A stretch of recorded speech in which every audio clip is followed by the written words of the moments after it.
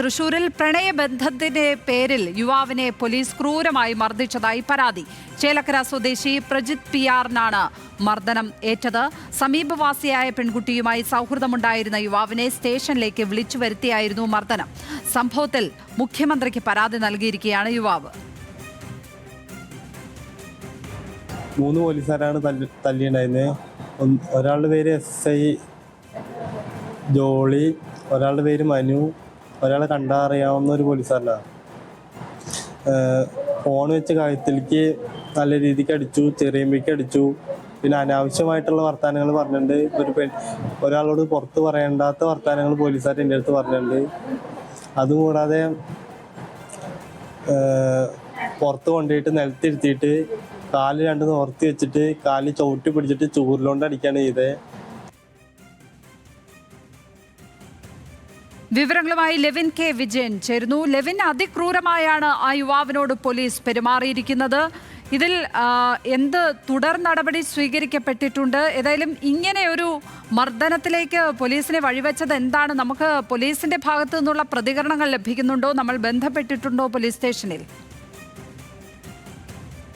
പോലീസുമായി ബന്ധപ്പെട്ടിരുന്നു. പോലീസ് ചേലക്കര CIയുമായാണ് നമ്മൾ സംസാരിച്ചത്. അദ്ദേഹം പറഞ്ഞത് ഈ യുവാവിനെ താക്കീത് ചെയ്യാൻ വേണ്ടിയാണ് സ്റ്റേഷനിലേക്ക് വിളിച്ചു വരുത്തിയത് എന്നത് പറഞ്ഞു. ഇത്തരത്തിലൊരു മർദ്ദനം നടന്നിട്ടില്ല എന്നുള്ളതാണ് അദ്ദേഹം പറയുന്നത്.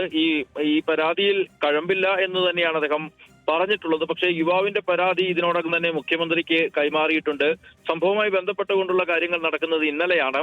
യുവാവും ഈ പ്രജിത്ത് എന്ന ചേലക്കര സ്വദേശിയായിട്ടുള്ള പ്രജിത്ത് എന്ന യുവാവും അയൽവാസിയായിട്ടുള്ള സമീപവാസിയായിട്ടുള്ള ഒരു പെൺകുട്ടിയുമായി സൗഹൃദത്തിലായിരുന്നു. ഇവർ തമ്മിലുള്ള സൗഹൃദത്തെ തുടർന്ന് പെൺകുട്ടിയുടെ വീട്ടുകാർ ഈ ബന്ധത്തെ എതിർപ്പുമായി എത്തി. അവർ പോലീസ് സ്റ്റേഷനിൽ പരാതി നൽകി കുട്ടിയെ ഇവിടെ നിന്ന് മാറ്റാനുള്ള ശ്രമം നടത്തിയിരുന്നു. ഇതിന് പിന്നാലെ ഈ പെൺകുട്ടി ആത്മഹത്യാ ശ്രമം അടക്കം നടത്തുകയും ചെയ്തു. ഇതിനുശേഷം പോലീസ് സ്റ്റേഷനിൽ പരാതി നൽകി ഈ കേസ് ഇവർ തമ്മിലുള്ള ബന്ധം അവസാനിപ്പിക്കുന്നതിനുള്ള ഒത്തുതീർപ്പും മറ്റും നടത്തരുത്. പക്ഷേ പെൺകുട്ടി യുവാവിനൊപ്പം തന്നെ പോകണമെന്നുള്ളൊരു നിലപാടെടുത്തു.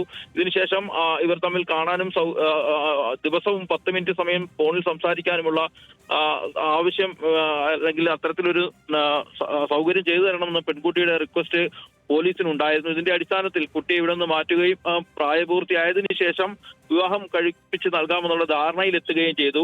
ഈ ധാരണയ്ക്ക് പ്രകാരം പിന്നീട് ഇവരെ വീട്ടിലേക്ക് തിരികെ മടങ്ങാൻ അനുവദിച്ചു. ഇതിനുശേഷം കഴിഞ്ഞ ദിവസങ്ങളിൽ യുവാവിനോട് സ്റ്റേഷനിൽ ഹാജരാകാൻ ചില പോലീസ് ഉദ്യോഗസ്ഥർ ആവശ്യപ്പെട്ടു. ഇയാൾ അവിടെ എത്തി പെൺകുട്ടിയുടേതായിട്ടുള്ള ഫോൺ ഇയാളുടെ പക്കൽ സൂക്ഷിച്ചിരുന്ന ഫോൺ ഹാജരാക്കണമെന്ന് ആവശ്യപ്പെട്ടു. അതിനുശേഷം യുവാവിനെ ഇന്നലെ സ്റ്റേഷനിൽ വിളിച്ചു വരുത്തി 11 മണി മുതൽ 2 മണി വരെ ക്രൂരമായി മർദ്ദിച്ചു എന്നുള്ളതാണ് പറഞ്ഞത്.